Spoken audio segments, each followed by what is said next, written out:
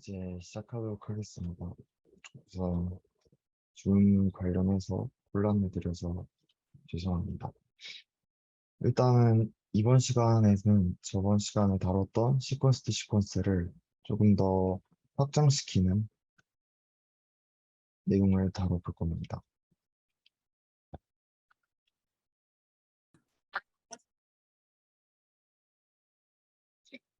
네, 다이너처리 첫 단추 끼우기 실습 11에 해당하는 내용이고요. 우선 저희가 저번 실습 마지막에서 다뤘던 기존 RNN 인코더 디코더의 한계를 짚고 넘어가겠습니다. RNN의 특성상 히든 스테이트에서 앞쪽 인풋 토큰의 정보는 점차 희미해질 수밖에 없습니다. 그렇다는 뜻은 인풋 시퀀스가 길 경우에 이 정해진 크기의 컨텍스트 벡터에 인풋 시퀀스의 정보를 압축하기가 어렵다는 뜻이겠죠. 그래서 실습에서 확인해 보신 바와 같이 인풋 시퀀스의 길이가 길 경우에 모델의 성능이 급격하게 하락하는 것을 볼 수 있습니다. 그리고 저희가 이번 세미나에서 다루는 모델이 바로 이 문제점을 해결하기 위한 모델입니다. 이 문제점을 해결하기 위해서 간단하게 생각해 볼 수 있는 건 이 각 디코딩 스텝에서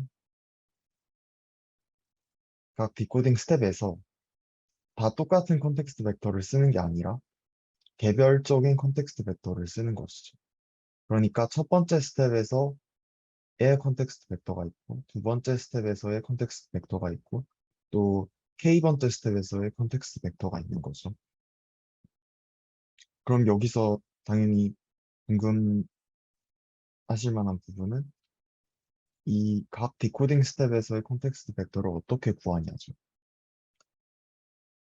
이때 컨텍스트 벡터는 인코더가 각 인풋 토큰을 압축한 정보의 가중합입니다.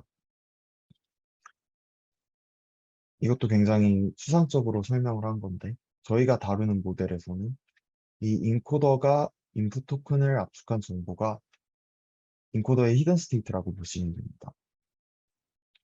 그럼 정리하면 각 디코딩 스텝에서 하나의 컨텍스트 벡터를 쓰는 게 아니라 각기 다른 컨텍스트 벡터를 쓰는데 그때 이 컨텍스트 벡터는 인코더의 각 토큰의 그러니까 각 스텝의 히든 스테이트의 가중합이라는 거죠. 그러면 가중합을 하려면 각 히든 스테이트에 대한 가중치가 있어야겠죠. 예를 들면 이 i에 해당하는 히든 스테이트의 가중치는 0.7, m은 0.2 이런 식으로죠. 그리고 당연히 다 더해서 1이 되어야 합니다. 이런 메커니즘 자체를 어텐션이라고 부릅니다. 이제 어텐션, 어딘가에 집중을 한다는 뜻이죠. 그러니까 디코더의 첫 번째 스텝에서 이 J2라는 토큰을 예측할 때는 I라는 인풋 토큰에 집중을 하겠다, 어텐드 하겠다라는 거죠. 반면에 상대적으로 이 스튜던트라는 토큰에는 덜 집중하겠다라는 거죠. 그럼 이걸 추상적으로 생각을 해보면 우리가 번역을 할 때도 이제 I라는 영어에 대응되는 프랑스어가 이 J2라면 이 토큰을 예측할 때는 당연히 I라는 인풋 토큰에 더 많이 어텐드를 하는 게 맞겠죠. 그래서 이런 식의 메커니즘이 어텐션이라고 보시면 됩니다. 그리고 당연히 디코딩 스텝에 따라서 이 어텐션 웨이트들이 달라지는 것이죠. 어텐션 웨이트가 각 인코더의 히든 스테이트에 주어진 가중치가 되는 것입니다. 네, 이렇게까지 얘기하면 좀 추상적인 설명이 완료가 된 거고요. 저희의 모델에서 어떻게 구체적으로 이 어텐션 값들을 구하는지, 그리고 이렇게 구한 콘텍스트 벡터가 디코딩에서 어떻게 활용되는지를 살펴보겠습니다. 그래서 여기서부터는 이제 나중에 실제 코딩을 하셔야 되기 때문에 이게 네, 나중에 실습 세미나에서도 아마 한번 다시 보실 겁니다. 일단 당연히 어세션 스코어를 먼저 구해야겠죠. 어텐션 스코어는 어떻게 구하냐? 저희가 활용하는 방식은 닷 프로덕트입니다. 닷 프로덕트라는 것은 이제 두 벡터가 주어졌을 때 그 벡터의 내적인 거고요. 그러면 생각을 해보면 이 인코더의 히든 스테이트랑 현재 스텝에서의 디코더의 히든 스테이트의 닷 프로덕트가 어텐션 스코어가 된다라고 일단은 러프하게 생각해 볼 수 있고요. 그러면 이거를 행렬로 나타내야겠죠, 결국에는. 그러면은 HE라는 행렬이 있습니다. HE의 각 행이 인코더의 히든 스테이트인 거죠. 그리고 HTD라는 벡터가 있는데 이거는 길이 D짜리 T스텝에서의 디코더의 히든 스테이트인 겁니다. 그럼 당연히 HE랑 HTD를 곱해서 HE, HTD를 해버리면 어떤 이런 이제 어, 어떤 컬럼 벡터가 나오겠죠, 이렇게. 그래서 이 첫 번째 값이 이 인, 그 첫 번째 인코더의 히든 스테이트와의 어텐션 스코어. 이제 두 번째 엔트리가 두 번째 인코더 히든 스테이트와의 어텐션 스코어가 되겠죠. 근데 여기 식을 보시면 중간에 이 W 알파가 껴있는 걸 보실 수 있습니다. 이건 뭐냐? 이거는 웨이트입니다. 우리가 뉴럴넷에서 학습시키는. 그러니까 단순히 다 프로덕트를 하지 말고 중간에 웨이트를 하나 끼워 넣겠다라는 거죠. 그 웨이트의 쉐입은 D by D여야 애초에 이게 연산이 가능합니다. 그래서 이거는 실습 세미나에서 다시 한번 확인하실 거고요. 근데 이렇게 구한 어텐션 스코어는 당연히 다 더했을 때 1이 아닙니다. 그리고 그 값이 0과 1 사이가 아닐 수도 있고요. 그럼 당연히 우리가 항상 하듯이 소프트맥스를 취해주면 어, 확률 분포가 나오겠죠. 그리고 그거를 어텐션 웨이트라고 우리가 부르고요.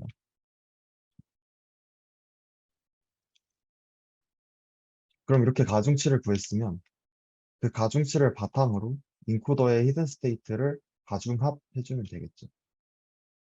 그러면은 이 어텐션 스코어가 이 H1의 가중치가 되고 이 어텐션 스코어가 H2의 가중치가 되겠죠. 이렇게 해서 쫙 더하면은 우리가 컨텍스트 벡터가 나오는 거죠. 여기서 이 컨텍스트 벡터는 그 앞서 배운 기본적인 시퀀스 투 시퀀스에서의 인코더의 마지막 히든 스테이트와는 조금 다릅니다. 당연하죠. 왜냐하면 그땐 컨텍스트 벡터가 하나였는데 지금은 각 디코딩 스텝별로 하나씩 새로 만드는 거기 때문에. 그래서 이걸 어텐션 밸류라고도 부릅니다. 그럼 여기서 이제 마지막 남은 질문은 이렇게 컨텍스트 벡터를 구했는데 이걸 대체 디코딩 스텝에 어떻게 쓰느냐죠. 우리가 기존 저번 시간에 배운 시퀀스 시퀀스에서는 이 컨텍스트 벡터가 디코더 RNN의 첫 번째 히든 스테이트로서 디코딩에 활용이 됐는데 이번엔 그렇게 하기에는 뭔가 이상하죠. 그래서 어떻게 하냐? 컨캣을 합니다. 우리가 기존의 디코더가 만들어낸 예측값 YT가 있겠죠. 그러니까 이거는 인코더 쪽이 전혀 관여되지 않은 그냥 디코더 혼자서 만든 예측값인 거고요. 거기에 어텐션 밸류, 즉 컨텍스트 벡터를 컨캣을 합니다. 그냥 이렇게 붙여준다는 거죠. 그러면은 디코더가 혼자 디코딩한 정보도 있고 인코더로부터 받아온 컨텍스트도 같이 들어가 있겠죠. 그럼 이거를 마지막에 댄스 레이어를 하나 거쳐서 다시 그 차원을 맞춰줍니다. 차원은 당연히 맞춰줘야겠죠. 왜냐하면 이거 자체가 지금 우리의 예측 값인 건데 그 아웃풋 클래스랑 이 YT의 길이가 맞아야 이거를 우리가 해석을 할 수 있겠죠. 그럼 이게 스텝 T에서의 디코더의 진짜 파이널 아웃풋이 되고 우리가 그리디 디코딩을 한다고 하면 테스트 인퍼런스 세팅에서 이 벡터를 그리디 디코딩해서 다음 시점에 인풋 ST 플러스 1을 만들어주면 됩니다. 그래서 이제 실습 세미나에서 한 번 더 다룰 거기 때문에 이 정도만 하고 넘어가겠습니다.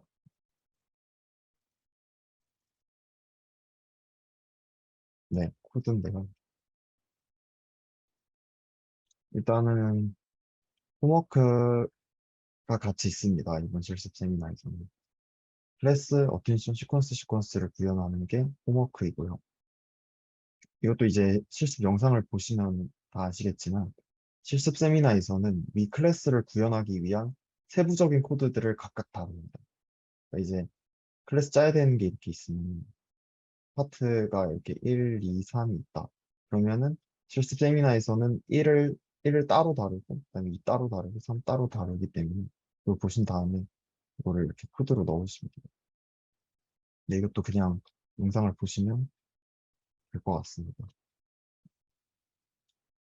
네, 그래서 이제 질문이 있으시면 해주시고 질문이 없으시면 실습 영상을 시청하시고 숙제를 하시면 될 것 같습니다. 네, 감사합니다.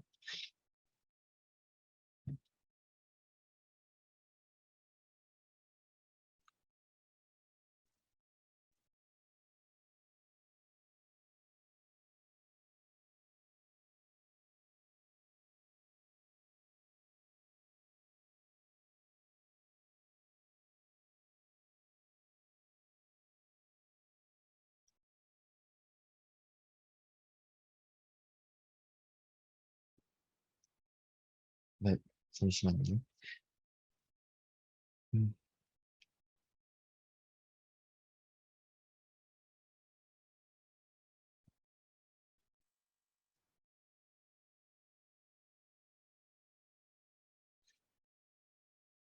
네, 일단 첫 번째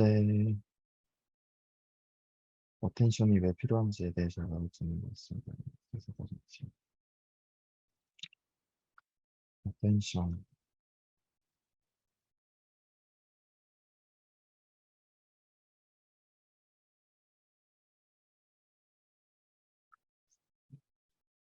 이제 어텐션 같은 경우에는 지난번 실습 세미나 마지막에 나왔던 부분인데요. 이 컨텍스트 벡터가 RNN의 히든 스테이트인데 이렇게 되게 되면 이 인풋 시퀀스가 길어질 때 모든 정보를 압축하기가 힘듭니다. 예를 들면 I am a student 이런 짧은 문장은 하나의 컨텍스트 벡터에 정보를 다 담을 수 있겠죠. 근데 이게 문장이 만약 정말 길어지면 첫 번째 디코딩 스텝에서는 앞부분을 봐야 되고 뭐 세 번째 디코딩 스텝에서는 뒷부분을 봐야 하고 이러면 하나의 컨텍스트 벡터에 넣기가 힘들겠죠. 그렇기 때문에 일단 개별적인 컨텍스트 벡터가 필요한 거고요, 스텝별로. 물론 그거랑 어텐션의 필요성이 딱 매칭이 안 될 수도 있겠죠. 근데 이제 어텐션 같은 경우에는 인풋 시퀀스의 여러 토큰 중에 어디에 집중을 하겠느냐라는 뜻이고, 이제 인간도 보면은 뭐 책을 읽는다 아니면 이미지를 본다 하면, 그러니까 예를 들면 어떤 이미지가 있는데 거기서 여기가 무슨 장소인지를 찾아와. 그러면은 거기 뭐 사람이 등장하더라도 그 사람의 그 사람이 뭘 입었는지는 중요할 수도 있겠네요. 어쨌든 필요 없는 부분은 우리가 신경을 안 쓰면서 보겠죠. 그러니까 필요한 부분들에 집중을 한다는 거죠. 그렇기 때문에 어텐션을 쓴다라고 보시면 되고, 사실 어쩌면 더 정확한 설명은 이렇게 했는데 작동을 잘 하니까 이렇게 쓰는 거겠죠. 어쨌든 그냥 엔지니어링적인 관점에서는 이렇게 했는데 잘 되니까 이렇게 하는 게 사실 크긴 합니다. 인풋에서 가중치를 정하는 건, 인풋에서 가중치를 정한다는 게 어떤 뜻일까요? 인풋 토큰들의 가중치 같은 경우에는 그게 이제 어텐션 웨이트인 거고요. 여기 보시는 바와 같이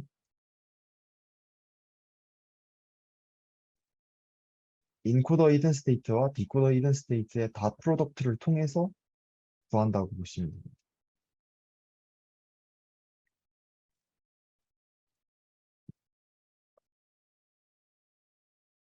혹시 이걸 질문하신 게 맞나요? 만약에 이제 제가 질문 이해를 잘 못했으면 채팅으로 다시 말씀해 주시면 좋을 것 같습니다. 그다음에 다 프로덕트 연산하는 부분은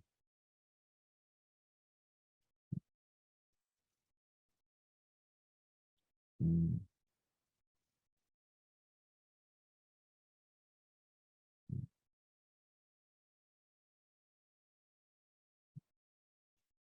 다 프로덕트 같은 경우에는 일단은 행렬로 보시지 말고 각각의 벡터로 보면 인코더의 히든 스테이트 H1이 있겠죠?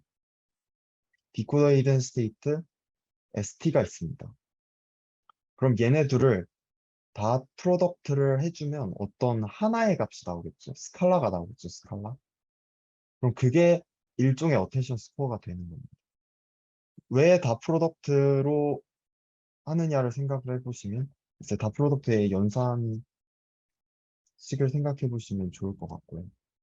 그러니까 벡터 간의 유사성을 측정하는 하나의 도구가 될 수 있겠죠, 다 프로덕트가. 그럼 그거를 행렬로 나타낸 게 이거고 중간에 W는 그냥 파라미터로서 하나 낑겨 들어간다라고 생각하시면 좋을 것 같습니다.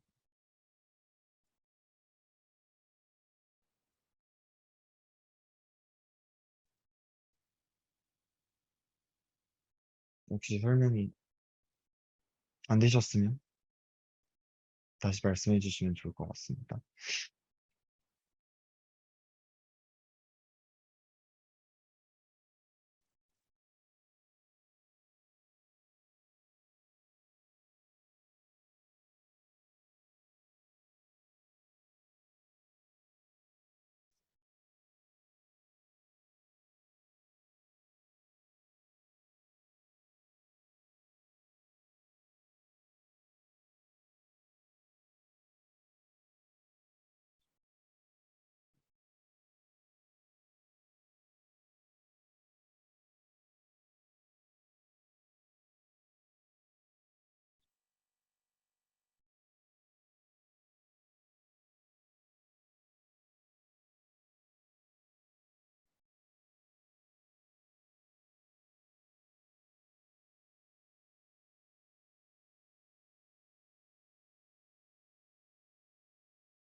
네, 실습 Q&A 때 질문 주시면 됩니다.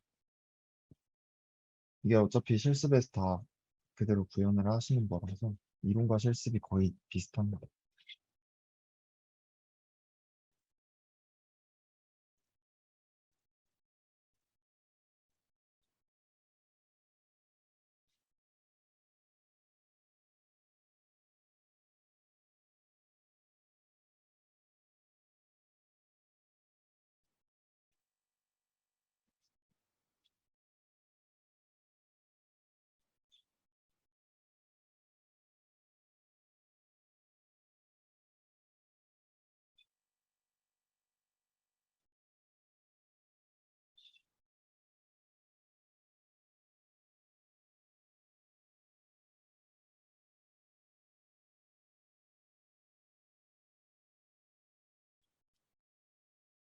그래서 출석 과제 두 번째 내용.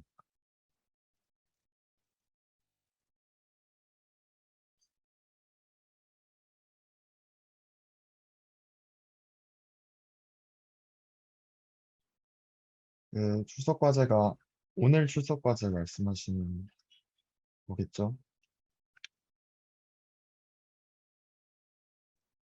두 번째 이제 답은 아마 C일 거고요. A부터 보면 어텐션 밸류인데 어텐션 밸류는 인코더의 히든 스테이트들의 가중합이죠. 그렇고요. 슬라이드가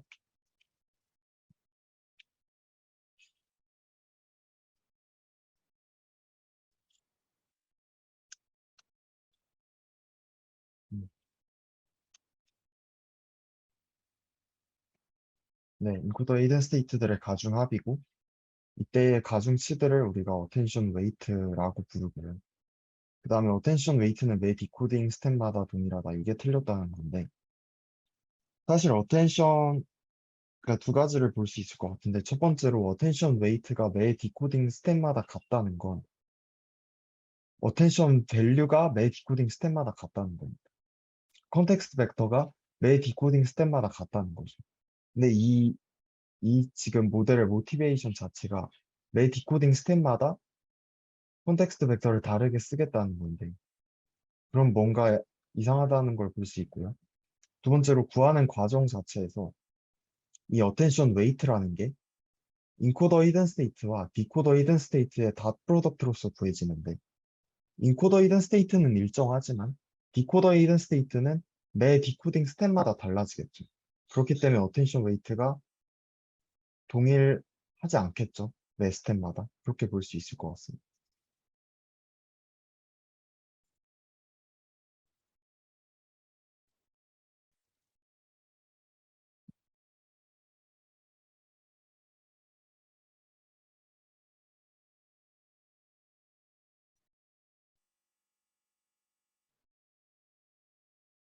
아, 어텐션 가중치와 히든 스테이트를. 아, 이거는 약간 저 표현상의 그런 것 같은데. 아, 여기에는 어텐션 가중치와 인립 상태를 가중상했다. 아, 일단 뭐, 이거는 표현에 채운 것 같은데, 이제 가중합을 했다라는 거는 제가 저걸 작성할 때 느꼈던 건 가중합이라는 것 자체가 어떤 우리가 더하려는 것들이 있고, 예를 들면 A, B, C가 있고, 그러면은 A의 가중치를 얼마 두느냐, B의 가중치를 얼마 두느냐, C의 가중치를 얼마 두느냐, 그때는 그 가중치와 ABC를 가중하겠다라는 표현보다 그냥 ABC를 가중하겠다. 그 가중치는 뭐 어디 따로 있고, 이런 식으로 썼던 것 같습니다. 아, 네, 감사합니다.